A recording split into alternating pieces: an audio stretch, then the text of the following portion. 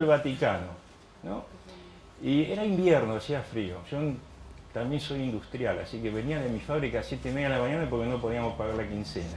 Y veo por el Banco Central y me suena el celular. Era el presidente de la Nación desde el Vaticano y me dice, decime, ¿qué día vas a empezar a vender dólares? Yo no aguanto más, decía, con esta presión. Y digo, ¿y vos qué opinás? Y no sé, cuando pueda. Bueno, hoy es el día. Y ganamos la pulseada. O sea que el olfato político, es lo que yo le explico también a mucha gente, que uno podrá ser técnico, economista, economicista, pero lo que vale siempre, y antes que nunca, y esto que les quede muy en claro, es lo político. Siempre, pero siempre lo político antecede a lo económico. Y hay muchos economistas, candidatos a presidente de la nación, que esto no lo entienden y por eso después no sacan votos. Entonces, en base a esto, a la compra-venta de la moneda extranjera, en un momento dado, nosotros logramos torcer la curva de crecimiento del dólar y después vino el problema que no podíamos detener hacia la baja el dólar. O sea, llegó un momento que el dólar valía 3.20 y nosotros queríamos que valiera 3.30 por el problema de la competitividad en el momento y no había forma de bajarlo. O sea que la recomendación del día exacto, del monto exacto, había sido bueno y el resultado se comenzaba a ver. Y le ganamos la pulseada a muchos, ¿no? Y fíjense en que el dólar que llegó a 3.90, llegó a 3.20, 3.25 y cuando yo renuncio a principios del 2003, el dólar estaba en 3.10 a la baja. Y las reservas internacionales que habían llegado a su mínimo histórico de 5.000 millones de dólares en plena crisis, allá por abril del 2002, ya a fines, yo recuerdo que en noviembre festejamos en el Banco Central que habíamos superado los 10.000 millones de dólares. Imagínense que ahora está casi en 50.000, ¿no? Que es mucho más fácil tener 50.000 que 5.000 o 10.000. Pero ya comenzaba realmente en el 2002, en abril, marzo, todos los estudios demuestran que es cuando comenzó la verdadera recuperación de la economía argentina y todos los índices comenzaban a ser positivos. Ahora, el hecho de no ir a la hiperinflación y de no caerse los bancos y que el dólar no se disparara a 10 dólares, no solo fue una política del tipo de cambio, sino también una consecuencia de la política monetaria. ¿Y qué se hizo ahí? Bueno, uno de los temas que nosotros aplicamos fue no convalidar con emisión monetaria la inflación. Después vamos a ver en otros cuadros qué pasó con la inflación en el 2003, 2004, 2005. Porque está considerado el caso argentino como uno de los más exitosos de una devaluación del 300% que no hayamos ido a la hiperinflación. El problema nace en agosto del 2004, que después lo vamos a ver. Este cuadro que ustedes están viendo es muy técnico, está en uno de los libros que yo recomiendo en la bibliografía, que se llama La Resurrección, que fue escrito por un asesor mío de aquel entonces, Levi Yeyati, actual gerente de mercado emergente del Barclay Bank, que es uno de los autores del nuevo canje que se va a implementar, y un señor de la Torre que está en el libro, como les dije, La Resurrección, que realmente les recomiendo porque es un libro que analiza muy bien desde lo técnico que se hizo en el 2012 en la Argentina.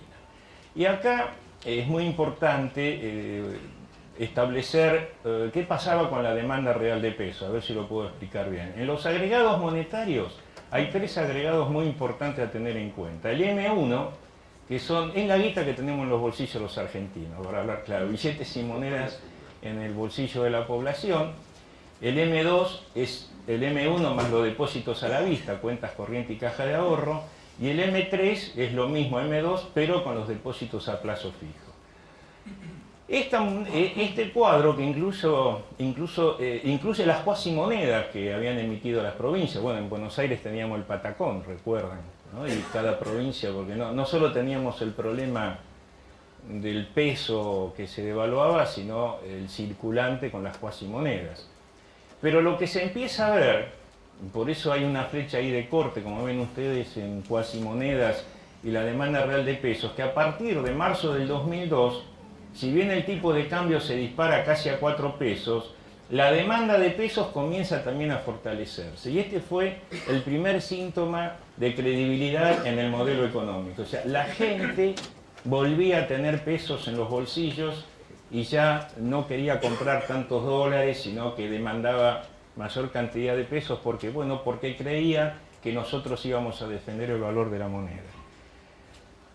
El M3 es otro tema importante, yo no, por ahí entro en tecnicismo, voy a tratar de explicarlo mejor, porque en realidad el M3 es lo que los bancos pueden prestar, o sea, es el crédito bancario. Los bancos no pueden prestar M1 y M2, no pueden prestar el dinero que tienen en efectivo ni las cuentas corrientes, solo pueden prestar los plazos fijos porque es a plazo. Pero el M3 en un proceso como el 2002 era muy riesgoso hacerlo crecer porque el efecto multiplicador del crédito en la velocidad del dinero es muy grande, es hasta 3 veces. Es muy simple la explicación. Si yo soy un banco y le presto a X persona que va a comprar una casa, ese dinero lo utiliza el banco, el que compra la casa, pero también el que lo vende. O sea, la velocidad de ese dinero es muy grande. Por eso, a partir del 2005 y 2004-2005, el Banco Central de la República Argentina comienza a fijar objetivos de M2, pero no de M3. Entonces se le dispara la base monetaria crediticia, más una reducción de la tasa de interés muy grande, y comienza el problema de la inflación. El problema de la inflación en Argentina no es a partir del 2007-2008. Empieza en agosto del 2004, el presidente era mi sucesor, Prat Gay, actual líder de Carrió, o sea que agradeció el cargo que le dimos, y por eso recuerden que soy peronista, así que... ¿qué hace en agosto? Pero lo dicen las estadísticas, no lo digo yo. En agosto del 2004, el Banco Central hace una expansión enorme de la base monetaria y reduce la tasa de interés del plazo fijo al 3% anual. Y ahí empieza el problema de la inflación, porque aumenta la expansión monetaria, baja la tasa de interés y se le dispara la inflación. Después lo vamos a ver por qué. Dentro de las herramientas de política monetaria usamos 3 básicas. La anclaje monetaria, que es lo que acabo de explicar, los agregados monetarios, no convalidar la devaluación con emisión monetaria. Yo les cuento otra anécdota. Me vino a ver Carlos Melconian, recuerdan que fue el candidato a ministro de Menem, a mi oficina. Ellos eran los que hablaban del dólar a 10 pesos. Cuando yo le explico el plan monetario, me dice: Aldo, esto es un dólar de 3 pesos, sí. Dice, pero no lo vas a poder aplicar. Y digo, no te olvides que soy peronista y lo hacemos. Y se hizo con apoyo político, si no estaba quien estaba de presidente y ahora yo estaría no sé dónde, acá seguro que no. Entonces, esta es la realidad, lo hicimos porque se hizo una política monetaria muy dura.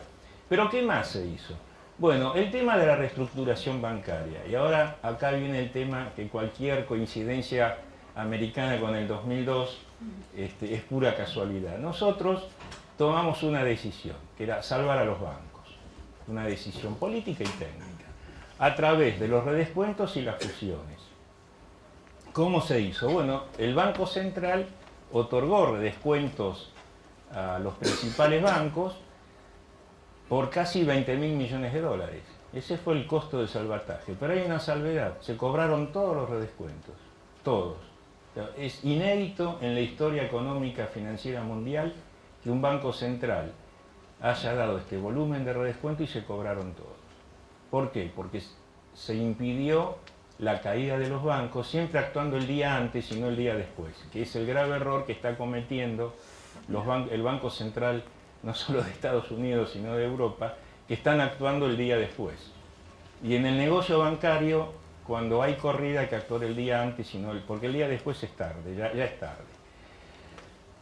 Estos redescuentos nosotros los clasificamos, estos 20.000 millones de dólares, en 3 tipos de bancos. Los bancos públicos, básicamente el Nación, Ciudad y Provincia de Buenos Aires, se lo dábamos porque el accionista era el soberano, digamos, el Estado, y aparte porque tenían buenos activos. Y está comprobado que tenía tan buenos activos que también devolvieron los redescuentos.